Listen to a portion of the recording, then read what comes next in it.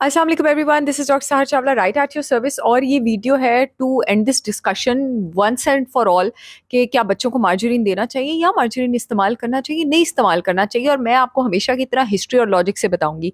1800s में Napoleon ने अपने सोल्जर्स को फीड करने के लिए कोई मक्खन का सस्ता ऑल्टरनेटिव, चीप ऑल्टरनेटिव ढूंढना था, तो उसने केमिस्ट को कहा कि मैं रिवॉर्ड दूंगा अगर कोई मक्खन का चीप सस्ता ऑल्टरनेटिव मुझे साइंटिस्ट को ढूंढ के देगा। अच्छा, साइंटिस्ट ने नोट किया कि जो ये तो महंगा ऑल्टरनेटिव उन्होंने ढूंढ लिया ना, कि अगर कोई जो लैम्ब और बीफ फैट है, अगर उसको प्रेशर में स्क्वीज किया जाए तो वो तेल निकालता है, जिसको अगर स्किम मिल्क के साथ चर्निंग की जाए, ठीक है, तो वो आपके पास मक्खन जैसा मटेरियल प्रोड्यूस करता है, जो मक्खन से बहुत ज़्यादा मिलता है। और क्योंकि उसका पर्ल जैसा ग्रेइश टिंट होता है, और ग्रीक लैंग्वेज से ये लफ्ज़ निकाला, तो उसका नाम मार्जरीन रख दिया गया। लेकिन क्योंकि काउस की ब्रीडिंग इतनी सस्ती नहीं है, बीफ फैट से ये आना था, तो ये भी महंगा ऑल्टरनेटिव था। फिर केमिस्ट ने इस इन्वेंशन को भी री इन्वेंट किया। और उन्होंने कैसे किया जी? बड़ा ही सस्ता। उन्होंने बिल्कुल बॉटम ऑफ फूड चेन पे चले गए। कॉटन सीड्स जो हैं ज़मीनों में बिखरे होते थे, और उनको ज़्यादा स्टोर भी नहीं किया जाता था।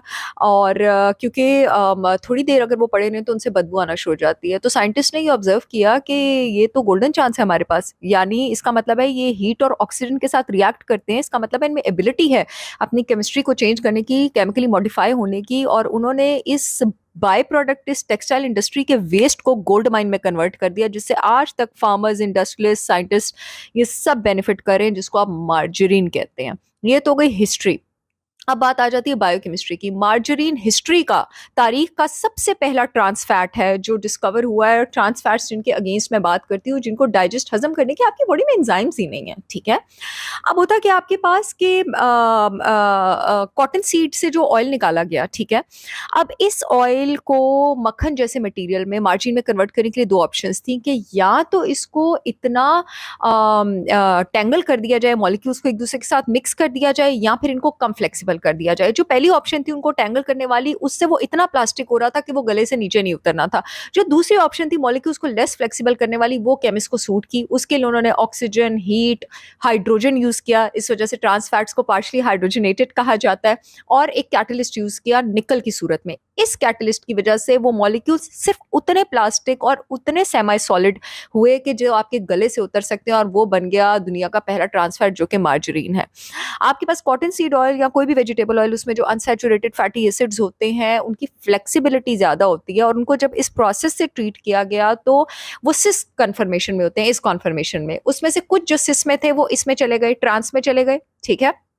और बाकी कुछ जो अनसैचुरेटेड थे, यानी जिनमें डबल बॉन्ड था, उनके हाइड्रोजन ऐड होने की वजह से डबल बॉन्ड अंदर से निकलता गया और वो सैचुरेट हो गए, फ्लैट हो गए। नेचर के सैचुरेटेड फैट्स बहुत अच्छे हैं, मक्खन, कोकोनट ऑयल, देसी घी, वो आपको फायदा पहुंचाते हैं। लेकिन इस तरह आर्टिफिशियली हाइड्रोजनेट करके, हाइड्रोजन ऐड करके जो ट्रांस फैट बनाया जाता है, जो नेचुरल अनसैचुरेटेड को सैचुरेट में कन्वर्ट किया जाता है, मार्जरीन या ट्रांस फैट, वो अच्छा नहीं है। आपके जिस्म में उसको हजम करने के एंजाइम्स नहीं है, और आपकी आर्टरीज में जाके ये क्लॉग होते हैं। आप जितनी मर्जी एक्सरसाइज कर लें, जितनी मर्जी वर्जिश कर लें, इस तरह जी मार्जरीन क्रिएट हुआ था। और फिर ये देना शुरू किया गया सोल्जर्स को। ये ट्रांस फैट्स आपकी बॉडी से बर्न नहीं होते हैं। इसी तरह जितने भी फ्राइंग ऑयल्स होते हैं, वेजिटेबल ऑयल्स होते हैं जिसमें खाने तले जाते हैं, उन सब में भी ट्रांस फैट्स जो हैं वो मौजूद होते हैं। ये हिस्ट्री है ट्रांस फैट की, ये असलियत है मार्जरीन की। इससे आपको towards the cheaper source, margarine source नहीं जाना चाहिए। मक्खन या देसी घी यूज़ करनी चाहिए, एज अपोज टू दिस जो मक्खन है आपके पास, अल्लाह ताला का बनाया हुआ सैचुरेटेड फैट है, दैट इज़ एक्सट्रीमली हेल्दी।